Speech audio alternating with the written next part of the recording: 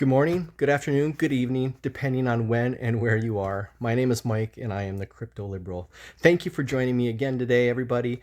It's a great day. Bitcoin, crypto, just kind of meandering along, moving sideways, not doing much. But again, that's to be expected. If you listened to my stream yesterday, I said, we can meander along here for a little bit before we decide on a direction. I still think it's up. I'm still convinced we're not going down to 20K. I'm hearing everybody talk about 20Ks in the cards, 20 to 22K. We're going down there. Bear market, scare you. Don't listen to the FUD, right? Hey, if it goes down there, better buying opportunity. But I still don't think we're going down there. I think we've seen our lows. And so far, my low has held. Let's look at that chart, shall we? Oh yeah, look at this. Look at this. It's so beautiful. I gave you this nice little red line going from lower right to upper left 5, 6, 7 days ago. I said, hey, this is my support line that I think Bitcoin's gonna hold on the daily, on the 1 day on Coinbase. This is the Coinbase chart, right? We wicked below it a couple days, but we've held it ever since. It's been beautiful. And I gave you an example yesterday of where we, I don't know, in November, I believe it was, or no, it was September, sorry, of last year, where we glided along this support line for, I think it was 10 days, something like that. And then we jumped up to 69,000. Not saying we're going to jump up to 69,000 anytime soon, but here, look, and we'll explore it when we get there, right? When Bitcoin decides to make a decision. But I have this resistance line up here. And right now it's sitting at, what is that, 40, let's see here. It's sitting right now about 44,000, 45,000 in between there, 44,500, somewhere in there right now. And it's going down and to the right. So it's, I think we're in this kind of descending channel. But anyway, when Bitcoin decides to make a decision, whether that's up or down, if it breaks my support level here, then we'll talk about where it's going to go from there. But if it decides to break up, then we'll start talking about that resistance level, and I'll show you where that resistance level comes from. Again, that's a line that goes back over a year. And I haven't seen anybody else talking about this support line anywhere, right? Anywhere in crypto. And I watch a few channels, maybe once a day or once every couple of days, and I haven't seen anybody else talking about this support line. So far it's held. We'll see. Maybe that won't continue. But some other things I wanted to talk about, right? Let's see if I have this still up here. Nope, don't have it. No, don't have it. I saw one thing I wanted to bring up was I saw Elon Musk has decided to vote Republican, and because this is a crypto liberal channel, I want to just talk about that briefly because this guy is just he said in the past he's strictly voted Democrat, right? Or pretty much Democrat straight down the line, and now all of a sudden he's voting Republican. And to me, there's one thing it comes down to: money, right? You make billions and billions of dollars. You want to keep your money, and there's certain elements of the Democratic Party that are pretty vocal about taxing the wealthy, and they should be taxed more. And I have a whole Twitter spiel about taxes and lies that people say that 50% of the people in America don't pay taxes. That's just a lie. And anyway, so yeah, he's had his hand out for years. Speaking of Elon Musk, he's had his hand out for years asking for tax breaks to start his company for Tesla, and taking advantage of tax breaks for people that buy Teslas because they get tax breaks because they're buying a fuel efficient car, no fuel car, right?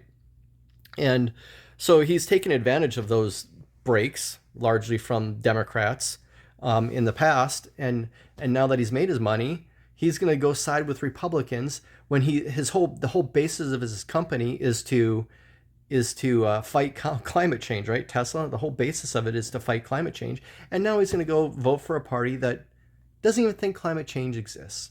So it doesn't make sense to me, right? And then that brings me to the other thing about him starting Twitter, or him buying Twitter.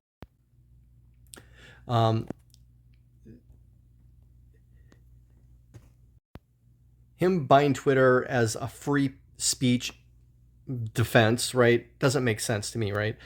Again, is he? I wish somebody would ask him, because he is going to censor. He has to censor the content on Twitter, right? Or is he going to allow simply anybody to put whatever hate speech they want on there? Talk about white supremacists, right? Are you just going to allow white supremacists to infiltrate Twitter and post whatever garbage they want? Post videos of them shooting up a top store in Buffalo, New York, right? And hey, he's from South Africa, which has a more disgusting racial history than the United States does. So maybe that is his goal. Maybe he doesn't care. No, he's going to censor. It just depends on where his line is. So all these free speech maxis, Bitcoin maxis that are cheering on Elon Musk because he's just going to allow a free marketplace of ideas on Twitter, and he's not going to censor it all. It's bullshit. He's going to censor, but where is he going to censor? And I don't know, right? It's his line now, and that he's going to decide, and the rest of us be damned. But one thing I wanted to talk about also is there is this Bitcoin movie that just came out about from Peter McCormack. I don't think he'd disagree. He's a Bitcoin maxi, and he just published it today on YouTube. And I wasn't going to watch it because he is a Bitcoin maxi, and I thought it'd be pretty one-sided and it's about the adoption of Bitcoin as legal tender in El Salvador, and so I wasn't going to watch it. I thought he'd just be cheerleading the initiative the whole time.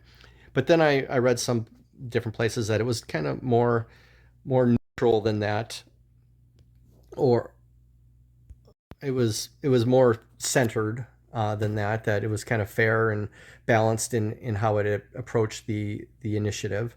So I watched it, and so I'm going to just bring up a clip here, right? Let's go to this clip.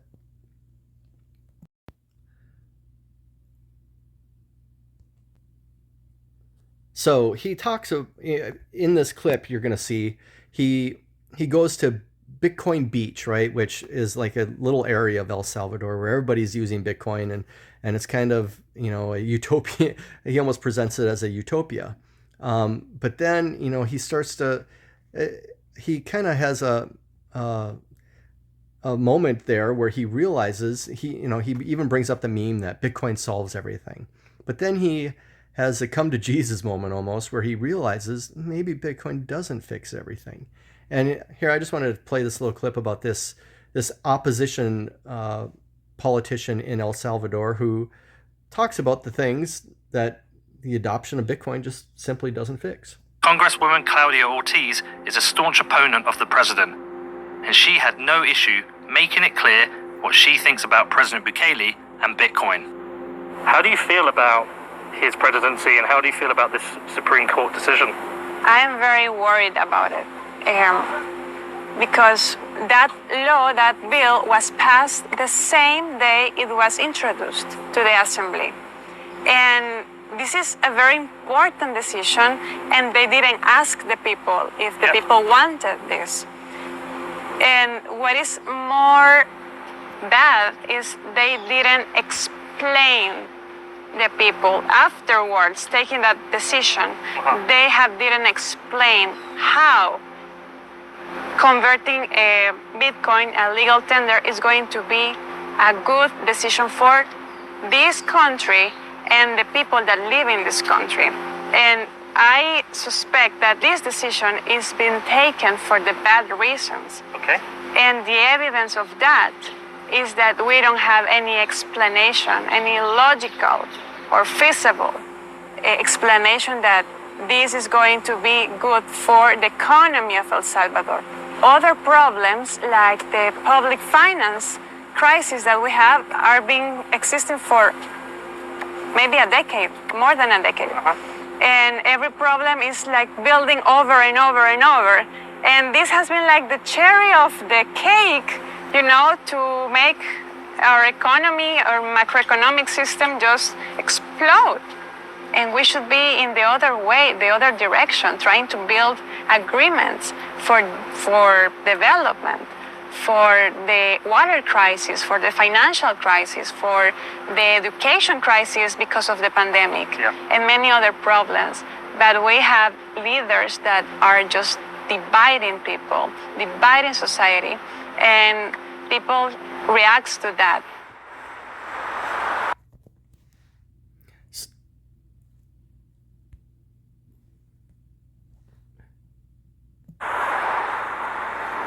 My previous visits to El Salvador.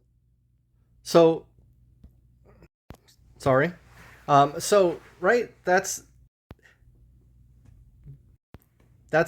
one of my things that I've been talking about on here on this channel, right? Is Bitcoin doesn't fix everything, and as that senator in El Salvador so eloquently said, probably better than I do, is they give everybody $50 in El Salvador in Bitcoin, and yep, they're going to go spend that on whatever they spend it on. Hopefully, some of them don't have to spend it, but I have a feeling a lot of them must spend it because that's how they're going to survive, or they need it to survive. But giving them $50 isn't going to fix their water or their educational system or whatever other problems exist in El Salvador. That $50 is going to be spent. It's eventually going to go up the chain, and it's going to end up in maybe the president's pocket, right?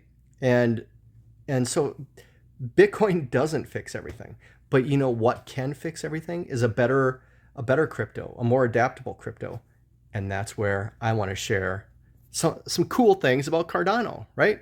This is what my channel's been about here. Cardano. So let's look at this, right? Here's a Forbes article about Cardano. Or it's about this about the worldwide need to get everybody online, because as this article in Forbes starts out by saying is that this International Telecommunication Union shows that 2.9 billion, 3 billion people worldwide are still offline and do need help connecting. The vast majority of these people, 96% of them, live in developing countries in sub-Saharan Africa. Even among the 4.9 billion counted as internet users by that organization, many hundreds of millions may only get a chance to go online via shared devices or struggle with slow connectivity speeds when they do. Closing that digital divide and connecting the billions of marginalized is an exponentially positive contribution to civil society. And the first wave of this innovation will be, for the most part, without the support of government. For example, in El Salvador, the El Salvadoran government isn't helping getting people online, bar the global and local laws which enterprises must abide by. This connectivity is essential to facilitating increased access to education, health services, developing commerce, and transparent trade, and ensuring everyone has the means for independent economic subsistence and greater choice. This is something Bitcoin can't fix. Giving everybody $50 of Bitcoin in their wallet, on their phone, in their pocket, isn't going to fix this problem. But you know what would? This. World Mobile. It's this company. I think they were I'm not going to guess because I might be wrong. But World Mobile, it's the first mobile network built on blockchain, has found a way to make connecting the world commercially viable.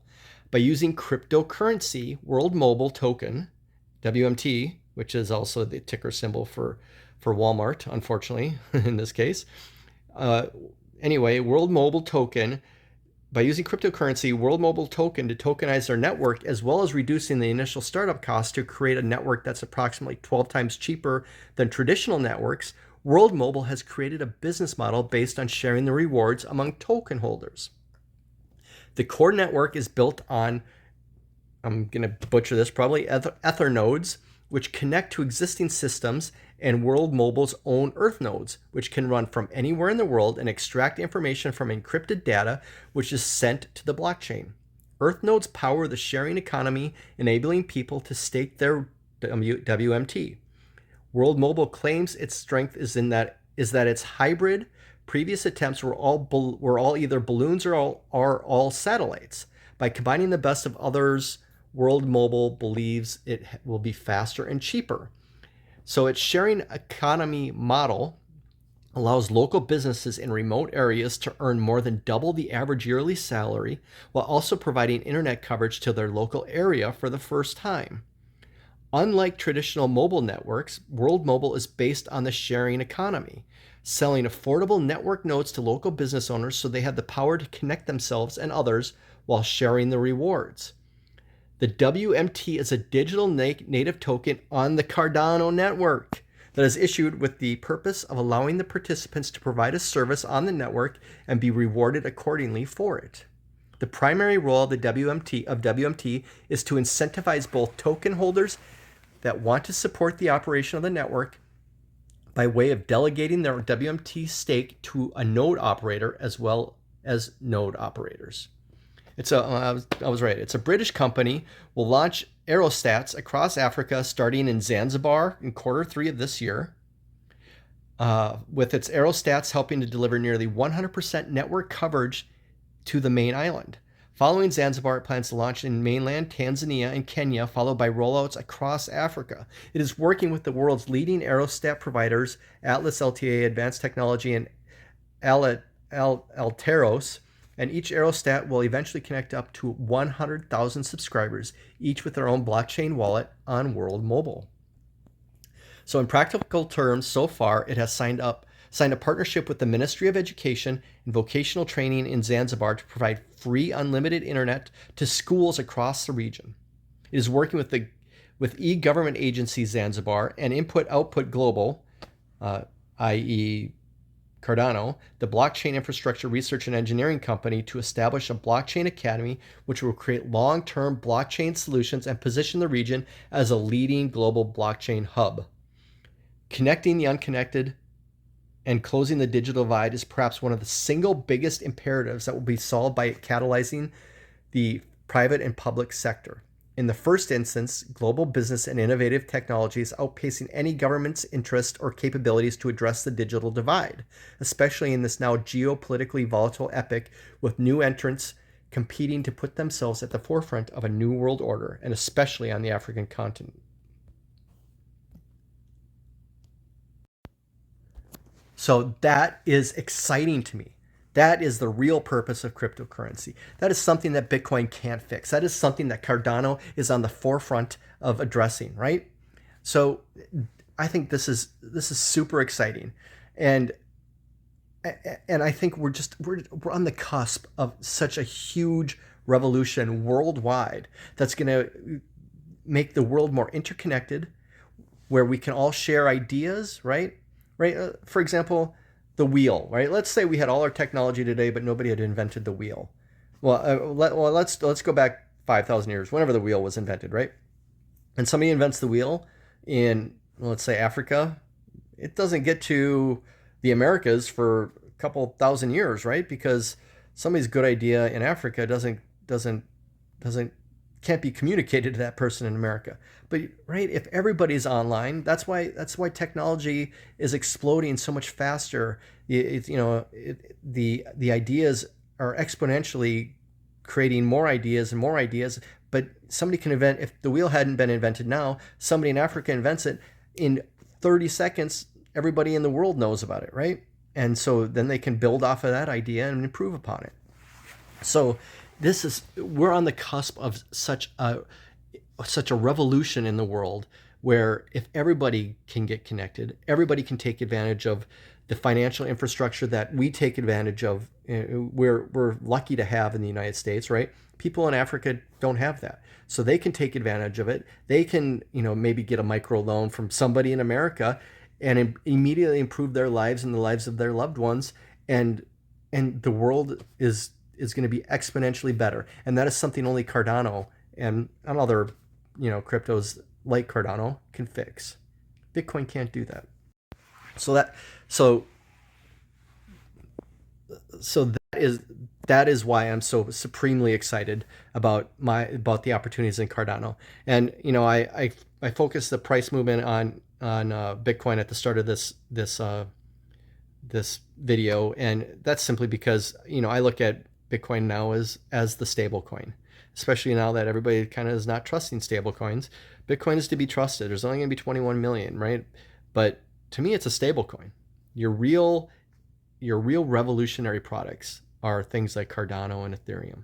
So that's where I'm putting new money every day, or every Friday. That's where I put new money, and I'm dollar cost averaging in. We're at the bottom, right? Whether it's today, tomorrow, next week, next month, we're at the bottom. Putting money into Cardano and Ethereum is going to greatly outpace your return on investment in Bitcoin at this point. So that's what I'm doing. Join me. Hey, give me a like if there's anything redeeming in this video. That article from Forbes, that deserves a like. Give me a subscribe. I'd really appreciate it. And let's get after it, man. Things are starting to really kick off in Cardano. When we get the Vassal hard fork here in a month, things are going to start popping. I think things are going to start popping. So, hey, thanks for joining me. Give me a like, give me a subscribe, follow me on Twitter at @crypto_liberal, and let's do it. I love you all. Thanks for joining. Have a great Tuesday night, and that's it. Good night.